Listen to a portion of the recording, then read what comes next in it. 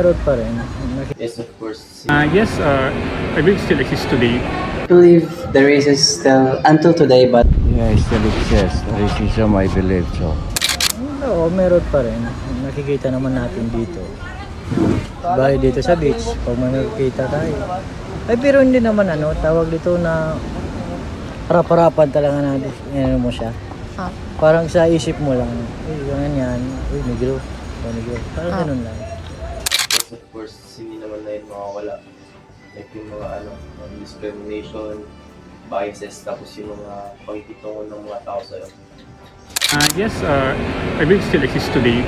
Kahit sabihin natin na meron yung existence or ng legislation for equality, makita mo naman sa work or sa work na parang may preference pa rin between other indigenous group, for example, di ba? Like, for height, for example, sa uniform service, parang mas preferred pa rin nila yung within the height requirement. Kahit nasabi natin na merong height waiver, nandun pa rin yung racism na part. Kasi parang minsan, hindi nila binibigyan ng less opportunities na binibigyan nila sa mga ibang cultural groups or indigenous groups. I believe the race is still until today, but not like before, because now we can understand each other more. We can understand the races deeply, not like before, just something basically about the color of the body or the skin or anything. Yeah, it still exists. Racism, I believe so. So maniwala ko. It's not only in the Philippines. Entire the world yan. Kahit dito sa Pilipinas, meron din yan. Nakikita ko yan.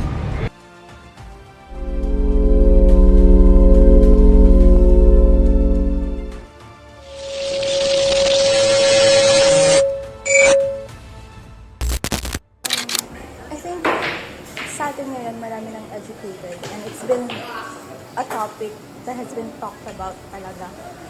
Not only sa West, but even here in Asia.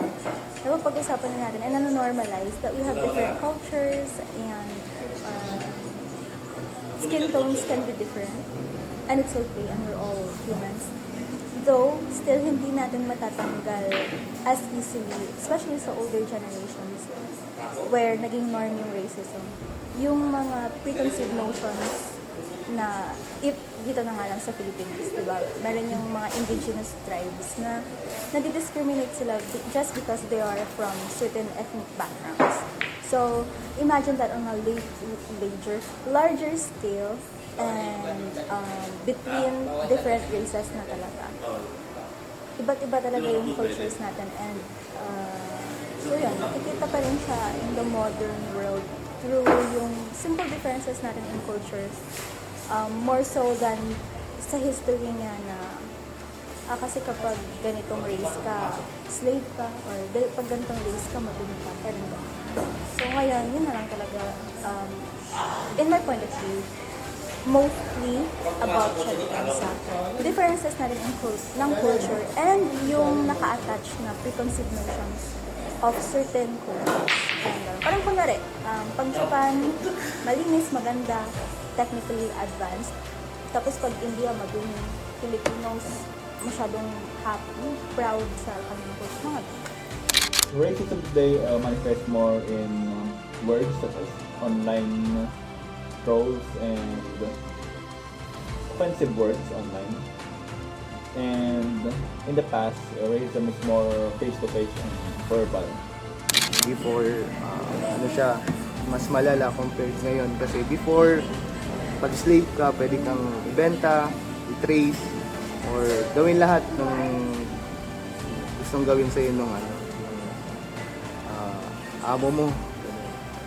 And wala kang magagawa kasi yung before, pag yung country nasako, wala kang choice kundi gawin kung anong utos yung mga i-utos sa'yo nung sa'yo.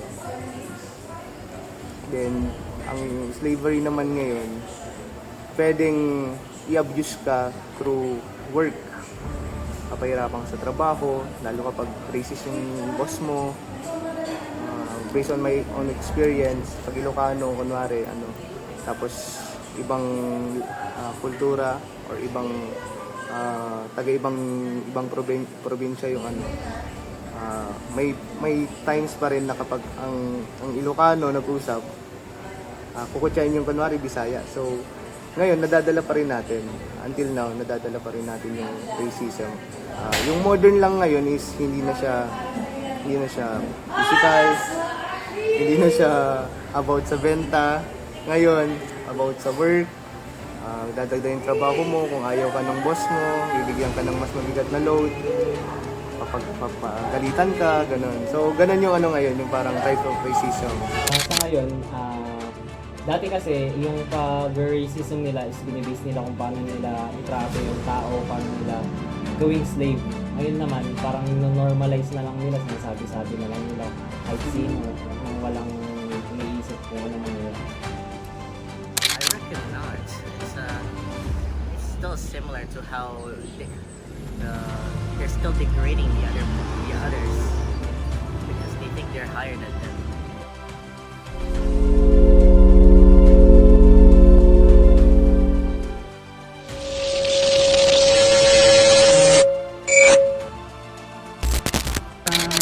I do believe na malaking connection ng racism sa slavery.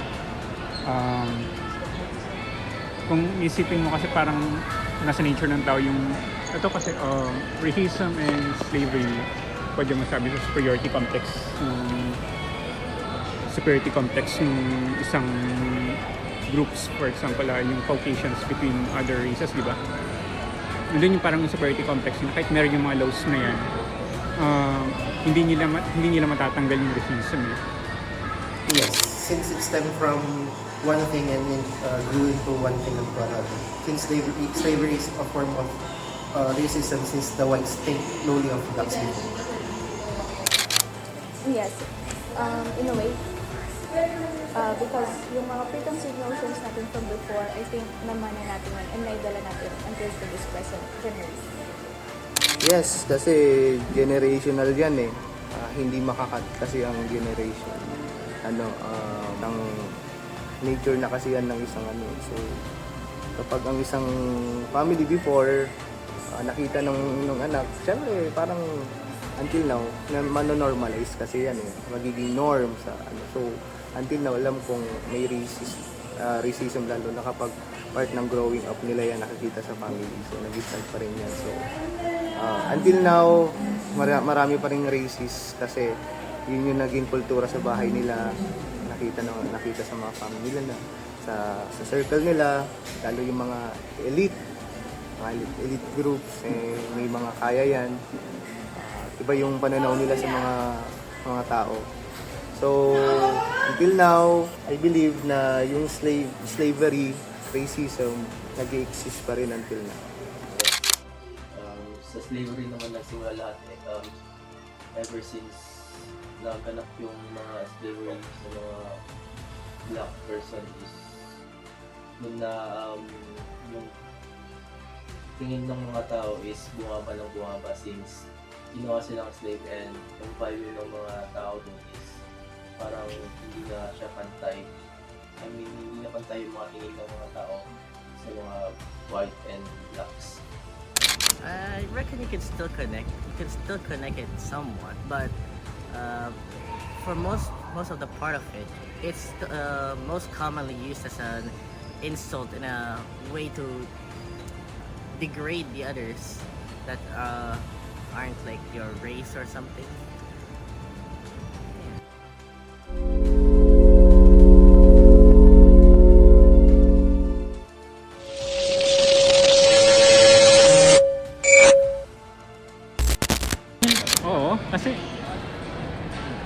Kasi tignan mo, ang requirements for low-paying jobs are college graduates, just college.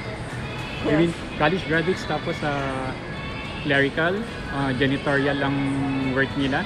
They get almost below the minimum wage.